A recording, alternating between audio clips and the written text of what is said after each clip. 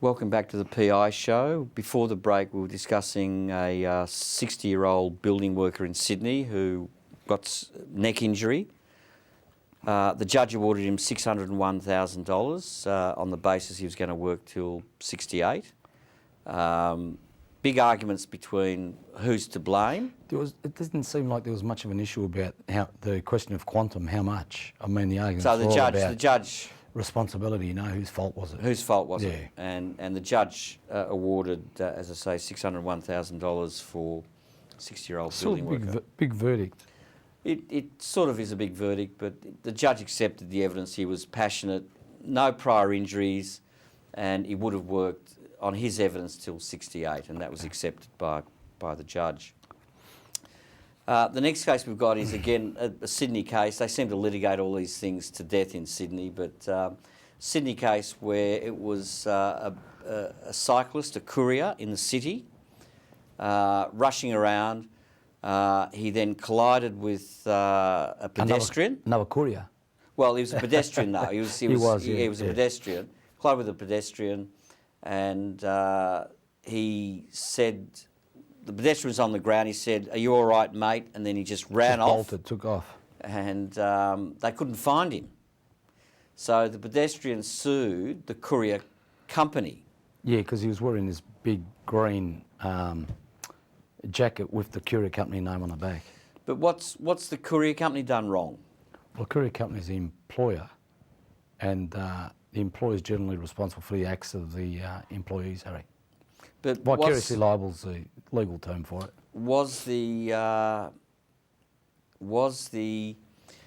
courier company really the employer? Because he turned up, he had his own bike, and he turned up for work.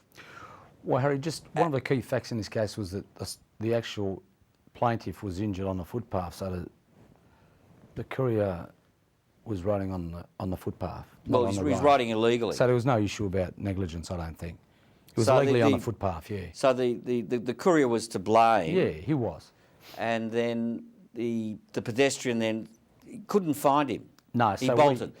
He was fortunate that he was alert enough to work out who the company was that he was working for. So he sued the company, and one argument was, well, what has the company done that's wrong? Yeah. Well, a raging debate was the company responsible for this unidentified employee, and the court said the court said yes. He was.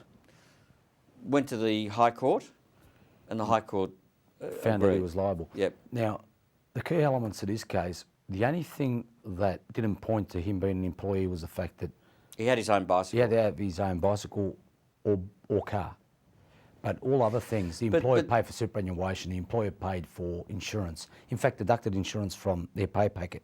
The employer wanted them to ensure that they wore their outfits, described in the company. The employer set out guidelines on how they should conduct themselves.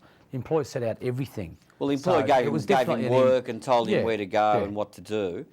But and they couldn't knock back work, so it was... But how's the employer responsible for the wrongdoing of an employee if it has really no control? The cyclist just pedaling away on in the city on a footpath, and then he collides with a pedestrian. Well, Harry, they're responsible for the acts. The cyclist is the wrongdoer. He's the person who... That's right. You should sue. But you can't identify him. And if you could identify him, you'd think that he'd sue the cyclist. And the employer? And the employer.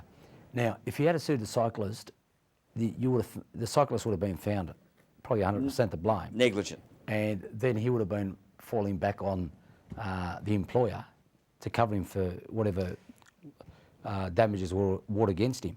And now, I think the pedestrian had some nasty injuries. What was the award? I think it was a knee injury. Knee injury. Yeah, it was a knee injury, and he was awarded about $170,000, maybe a bit more than that. But the thing is this: assuming he identified the cyclist that hit him, he would have been covered anyway because the cyclist was insured. It was insured. Yeah, the employer was taking premiums out of their pay packet every week to cover public liability insurance.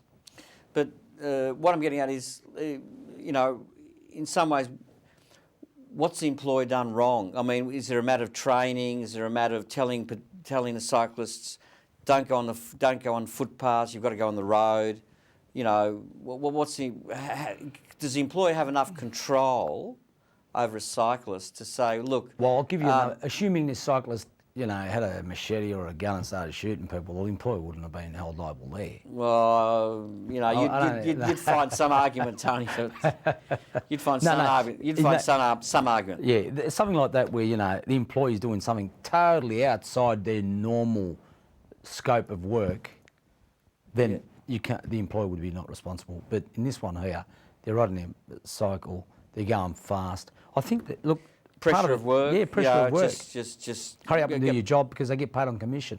Going hell for leather sort of on the footpath. Yep. So in that case, the employer was held liable, and then even though the cyclist had bolted, the employer and their insurer ultimately ended up having to pay. The plaintiff would have recovered money if he had have identified the cyclist anyway.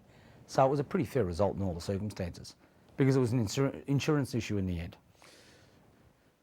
Yeah, it was, but and you know you're generally happy if the plaintiff gets up. Yeah, I think so. Yeah. One case where the plaintiff didn't get up was the poor woman who was riding a horse, and she collided with a combi van. The combi van, I think, went round a corner. Yep. The horse was coming the other way. They collided, I think, in the middle of the road. It was pretty close to the middle of the road because there's a lot of evidence about where the accident happened. But she failed. She won in the first instance. The judge bent over backwards to fine for her, but she failed in the Court of Appeal. In the Court of Appeal, and I think in the High Court, because what happened was, in the end, the court said that the judge got it wrong in terms of the evidence. He misunderstood the evidence because she was on the wrong side of the road. Yeah, she was on the wrong side of the road. And there's a lot of evidence about who was on the right side, wrong side. And she was alcoholised, severely alcoholised. At the collision, the first policeman who arrived in their notebook said she was abusive, she was drunk, and she had a tattoo on her rear. So the policeman didn't like the... No, he didn't like He didn't like the person, and she was argumentative. And I think that went against her. I think the fact that she was drunk didn't help. Yeah. You know, she was 0.13, I think, when they... So she was riding a horse drunk. Yes. She didn't get up. I don't know if you can book them. Can you book someone in those circumstances? I don't think so. We'll leave it there, and we might raise that issue on the next show. Thanks for watching. Don't forget to any queries, any questions, any observations. We'd like your feedback. Send us on our emails. website and send us some emails with any queries. Thanks, viewers. Thank you for watching.